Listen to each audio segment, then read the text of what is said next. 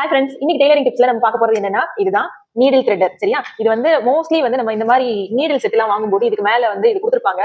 இதை வந்து யாருமே யூஸ் பண்ணிருக்க மாட்டீங்க, அப்படியே தூக்கி போட்டுருப்பீங்க. இதை வச்சே இருக்க மாட்டோம். நம்ம இது எதுக்கு தேவையில்லாம கொடுத்துருக்காங்க அப்படின்னு நினைப்போம். இந்த நீடலுக்கு வந்து நீடில் த்ரெட் போடுறதுக்கு இதை வந்து நம்ம யூஸே பண்ண மாட்டோம். ஏன்னா நம்ம நீடிலே ஈஸியா வந்து டேரக்டாவே த்ரெட் கோத்துலாம். அதனால இது யூஸே பண்ண மாட்டோம். பட் இதை வந்து நீங்க தூக்கி போட்டுறாதீங்க. இதை யூஸ் பண்ணி மெஷின்ல வந்து நம்ம ஈஸியா நீடில் வந்து த்ரெட் கோத்துக்கலாம். ஏன்னா மெஷின் பக்கத்துல நம்ம கண்ணை வந்து ஐஸ் வந்து ஈஸியா பக்கத்துல கொண்டு போறது கஷ்டம். ஸோ இது வந்து இந்த இடத்துல ஷார்ப்பா கம்பி மாதிரி இருக்கிறனால இந்த கம்பி வந்து மெஷினோட ஊசிக்குள்ள ஈஸியா போயிடும். தென் இந்த கம்பியோட ஹோல்ஸ் வந்து பெருசா இருக்கனால இந்த ஹோல்ஸ்க்குள்ள நீங்க த்ரெட் வந்து ஈஸியா கோர்த்துலாம். அப்புறம் இதை வெளியில எடுத்தீங்கன்னா அந்த த்ரெட் வந்து உங்களோட நீடலுக்குள்ள கோர்த்துரும். நீடில் த்ரெட்டரோட கம்பி மாதிரி இருக்குல்ல, அது வந்து நீடிலுக்குள்ள இன்செர்ட் பண்ணிருங்க. இந்த கம்பி வந்து பெரிய ஹோலா இருக்கும். அந்த ஹோல்குள்ள உங்களோட த்ரெட்டை வந்து லைட்டா இப்படி இன்செர்ட் பண்ணிக்கோங்க. ஃபுல்லா நல்லா இன்செர்ட் பண்ணணும்னு அவசியம் இல்ல. லைட்டா இப்படி உள்ள விட்டா மட்டும் போதும். இப்போ வந்து இந்த நீடில் த்ரெட்டை வெளியில எடுங்க. அந்த கம்பி வெளியில வரும்போதே உங்களோட த்ரெட் வந்து நீடிலுக்குள்ள மாட்டிக்கும். அவ்வளவுதான். வந்து வயசாயிடுச்சு, ஊசியில நூல் கோர்க்க தெரியல, கண்ணு மங்கலாயிடுச்சு அப்படின்னு நிறைய பேர் வந்து இந்த டெய்லரிங் தொழில விட்டுட்டு போய் நான் பாத்திருக்கேன். சோ அந்த மாதிரி இருக்கீங்க அப்படின்னா இந்த மாதிரி ஒரு சின்ன சின்ன பொருள் நீங்க வாங்கி வச்சுக்கோங்க. உங்களுக்கு வந்து ரொம்ப ரொம்ப ஹெல்ப்ஃபுல்லா இருக்கும்.